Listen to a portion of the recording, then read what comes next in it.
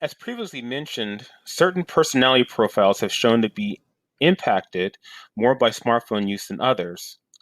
Capacity of solitude is the ability to be mentally separate from others without acting on impulsiveness or feeling negative emotions like loneliness or fear. Individuals who possess less capacity of solitude are shown to turn their smartphone devices uh, from comfort and relief from boredom. Furthermore, the way we experience solitude is likely to influence whether we turn to our smartphones in alone times. The need to belong is another relevant personality factor for smartphone use. Generally, people with higher need to belong experience more loneliness in situations of solitude. In an ethnographic HCI study by Aaron and Briag, one participant labeled the kind of habitual smartphone use as a prison, since you can get lost in your phone and can't get out. For many participants, the imagination for being without one's phone appears even more stressful and extremely inconvenient.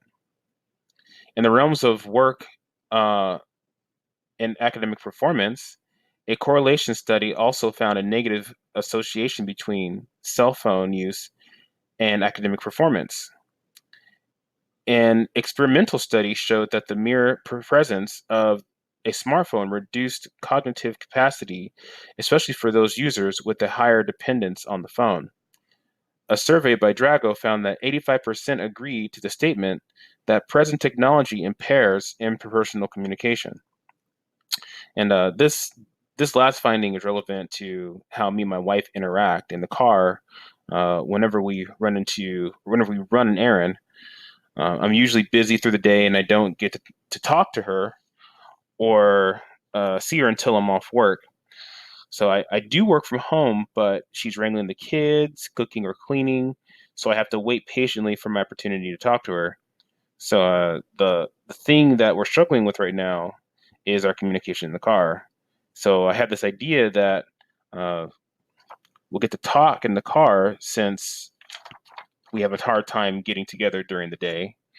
Uh, the interesting thing is whenever I look over, she's glued to Facebook or some kind of social media app.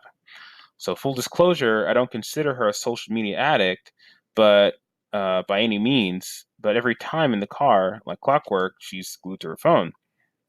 So we ended up talking about it, and I told her kind of what I wanted to accomplish, and I'd like to talk to her during the ride home. So if Drago's findings on how technology impairs interpersonal communication has impacted our home, I can only imagine what it's like for people who are not as observant of how these findings have an impact on their communication.